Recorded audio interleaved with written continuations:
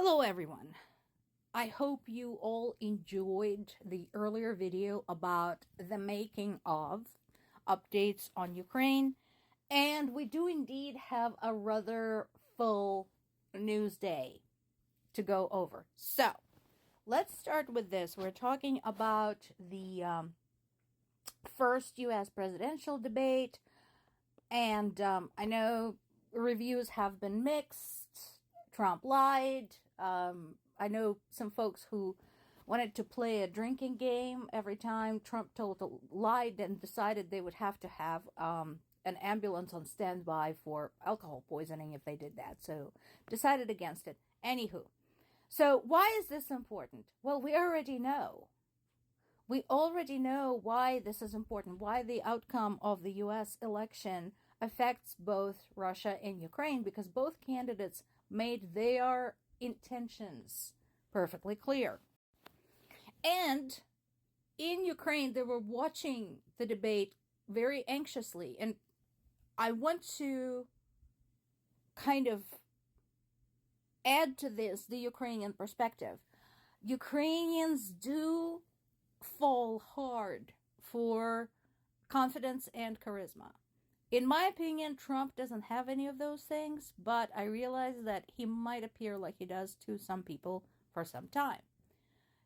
And the proof is in the pudding, because after years of very experienced politicians, good, bad, and the ugly, but experienced politicians, including Petro Poroshenko, who got elected right after the annexation of Crimea and right after Yanukovych was deposed. We have a fairly young, inexperienced, but very cute and charismatic Zelensky. So I want you all to look at this from that standpoint. So this ties in very well with today's post from Dr. Heather Cox Richardson, who talks about the fallout from the debate, particularly Trump's repeated references to the imprisoned Wall Street journalist Evan Gershkovich, and promises that he could release him within days of being elected, and Putin wouldn't have to ask for anything in return. This is important. If you don't follow Dr. Richardson already, find her, follow her, because she presents a very detailed breakdown of Trump and Russia and Ukraine connection going back to 2013, 2014, when this latest series of events had started. So she provides step-by-step, year-by-year breakdown of what went on between Trump and Russia and how it affected Ukraine. So as such, in conjunction with this story, Trump's statements are, let's just say, politically interesting. And interesting from the international intelligence standpoint.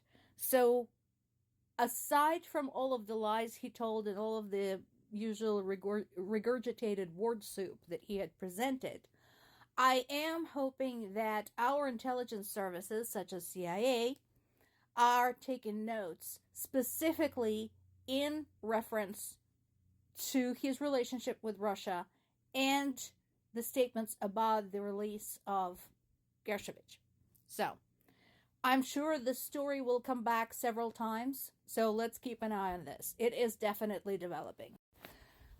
Belarus continues to be Russia's poodles, and they are trying to justify strengthening their borders because of the increased drone activity from Ukraine. My advice to Belarus is the same that I gave to Israel and Palestine. You know, I told Israel, dissociate yourself with Netanyahu, and Palestine, disassociate yourself from Hamas, and then we can all start making some progress. Well, Belarus, You don't want to increase drone activity. You don't want to be viewed as Russian military base. Then stop being one. Overthrow Lukashenko. Do your own Maidan. Ukrainians did it. You can do it too. And disassociate yourself from Russia.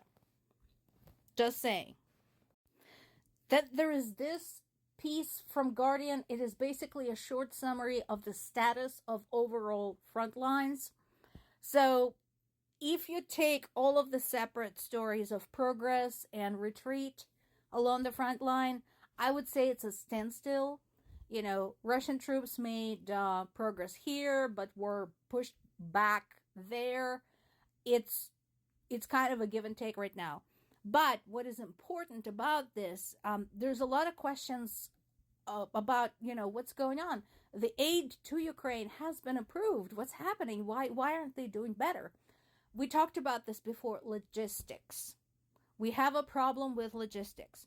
Now, a lot of the analysts who are talking about the events in Ukraine, from Ukraine, such as Vitaly Portnikov, Arkady Babchenko, etc., they've been saying the same thing, and I agree with them. Just give us the whole kit and caboodle. Just give us everything at once. We will figure out where to put it to work. Okay? We just need something to work with.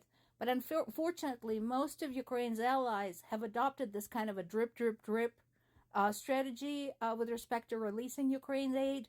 As the result, the schedule for getting the aid, getting the weapons, getting the money is very irregular and difficult to plan around. And this is the end result. No progress. One of the challenges, as again we mentioned many times before, is that Russia has a lot more people than Ukraine. And Russia has no scruples about also recruiting foreign nationals and using them as cannon fodder when it wants to cover the various portions of the front line. So in terms of the quantity of people, Russia can afford to stretch the troops a lot better than Ukraine. And, you know, that continues to be the challenge. The only way to counteract this is with better equipment, better weapons, etc. We've said this many, many times. This is one of those case in point situations. So the defense of Kharkiv began before the aid to Ukraine has been approved. And that has been detrimental in terms of how far Russia was allowed to penetrate into Ukrainian territory and towards Kharkiv. Moreover, this was the situation where Ukraine was at a disadvantage because at the time, whatever Western weapons it did have, it was not allowed to use them to fire into Russian territory. So once again, if you were to zoom in on Kharkiv and see how close it is to the border, Russians had more long-range weapons. So they could leverage their position either on the border or just within Ukrainian territory to fire at Kharkiv. Ukrainians at the time didn't have the long-range weapons that they could retaliate with, thus we had this catastrophe. On one hand, Ukrainians did manage to destroy a lot of Russian equipment, as the soldier says, but Russia killed a lot of Ukrainian soldiers who fought tooth and nail to stop them and push them out of the Kharkiv region, and that is still going on. This is in Sky News. Pop over there. It is a very touching video of Ukrainian prisoners of war being released. Only 10 of them, unfortunately.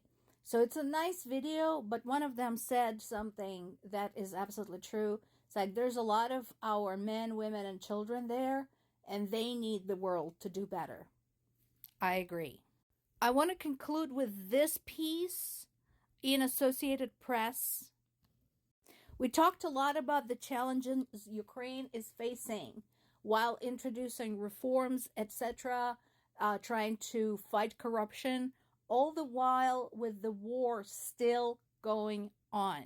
So this piece talks about those challenges from somebody who has a close and personal look at it.